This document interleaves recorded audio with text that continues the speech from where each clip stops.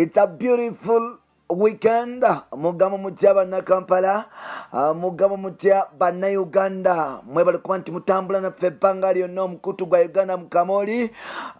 Tubagala nnyo mwenna abali mu Uganda n'ebweru w'eggwanga. Yes, anti mwebale kumanti obojja mwekakaso kumanti mutambula naffe abadde tanaba kumanti okitegeera programs uncut live wire n'ez'olugambo ku TV ne radio UCC yageze maaso kumanti eziyimiriza.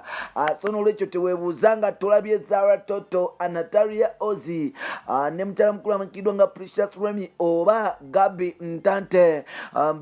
Programs zonna bazitadde down. Abayimbi bagenda mu maaso n'okuba nti bakola ki, baziropa mpola mpola naye ng'ate ebyo bikyalyawo.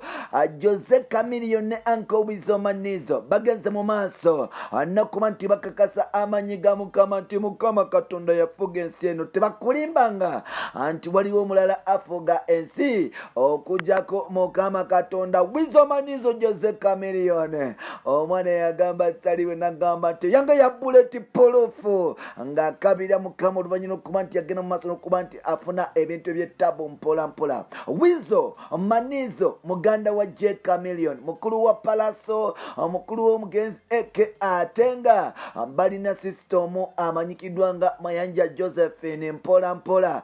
Bano bonna bato ba Humphrey Mayanja atenga bato ba Henry Kasozi Fling Fire.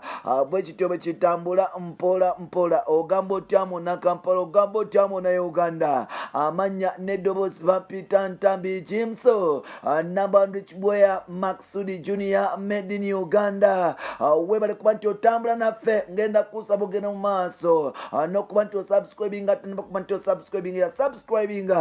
Webale nnyo wewalire ddala. Alina business tuyagala okumpa genda mu maaso onyige ku namba zino wamanga 0787009535 onaabanga onfuna ku namba yange ya WhatsApp sobola okuba nti twogera bulungi. Enamba eri 0787009535 onaaba nti onfuna loud and clear osobola okuba nti onfuna twogera mu mpola mpola ku bya business ojja kuba nti olanga naffe oyagala kulanga bintu byagala kulanga ddagala oyagala kulanga biki tuliwo okuba nti tukuweereza. Now musajja mukulu amanyikiddwa nga Joseph Gadimba Mayanja Kogata ne musajja mukulu amanyikiddwa nga Mayanja Douglas Seguya aka Uncle Weasel Manizo aka Weasel V8 aka Weasel Simba aka yes the girl them Sugar omusajja oyo bamuyita Banskan Kogata ne East African #1 heavyweight Uncle Joseph Gadimba Chameleone Africa's #1 zesimuyita na #6 the legendary basobola okuba nti balooza kumanyi ga Mukama Katonda omanyinga okola ebintu ebyenjawulo. Waliwo ekiseera wotuukanga essuubi likuweddemu ng'olowooza nti oba oliawo tokyasobola kuba nti ogenda mu maaso nakuba nti obikola naye ng'ate Mukama Katonda oyo alina pulaani ezisinga abeera kulaba nagamba nti oyo mwana wange mulaba agenda mu maaso n'okuba nti abikola. Jjukira ku luli bannange kati tutandise story gamba Weasel Manizo omusajja mukulu amanyikiddwa nga Moses Radio bwe yafa yagwamu essuubi. Music career yagenda mu maaso n'okuba nti eddobokanamuko katono oba yagenda mu maaso n'okuba nti etadaganyizibwamu katono nafuna depression era ebiseera ebyo ebisinga Weasel Manizo ebiseera ebisinga abadde ku mwenge kwogate okufuuyita kasigala n'enjaye mpola mpola. Ebintu byagenda mu maaso n'okuba nti bimutabukako newankubadde yagezaako okuba nti yegumya. At the same time musajja mukulu amanyikiddwa nga Chameleone engeri gye kalulu omukyala taliwo yagenda mu maaso n'okuba nti afuna depression. Ensi yagenda mu maaso n'okuba nti omuvaamu n'okuba nti bamugerera amufukula era nga ebintu byagenda mu maaso n'okuba nti bimutabukako as usual nga omanyi bana Uganda bemwogera.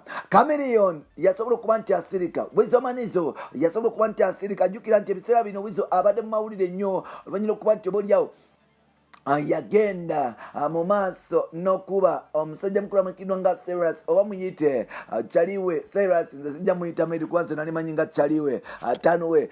Ebigambo byayogera mu byogerwa bino nabiri Weasel Manizo n'akalirirwa nga ensi yonna tesoze okuba nti emuwuliriza. Now basobola okuba nti bagwa mu bintu bafunye emmotoka endala emmotoka oli bamuyita yafunye emmotoka ya bulletproof Weasel Manizo.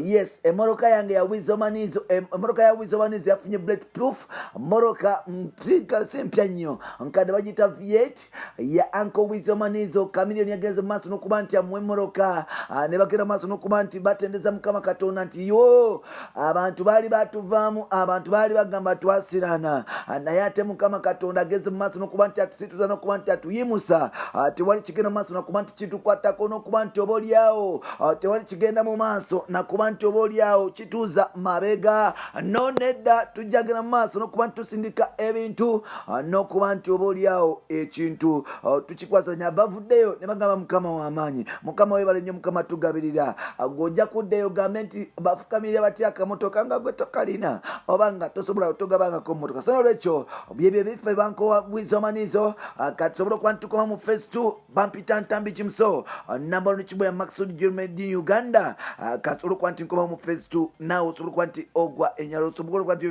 byefunira mpola mpola. Yes, byebyo mubeerabireko tukomewo nateera mpola mpola. I don't feel come on, man. Amina.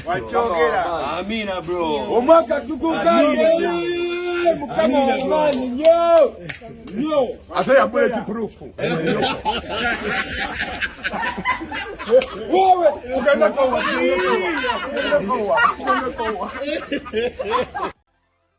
I don't feel come on, man. Amina. Amina, bro. Omaka tukukande. Come on, man. Yo.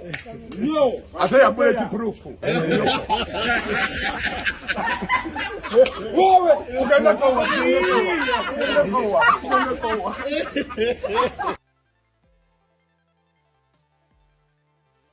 I don't feel come on, man. Amina.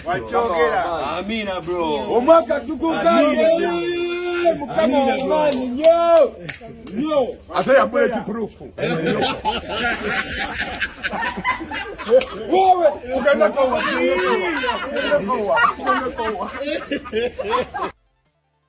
I don't feel come on, man. Amina. Amina, bro. Omaka tukukande. Come on, man. Yo. I say I'm bulletproof. Whoa. Uganda go.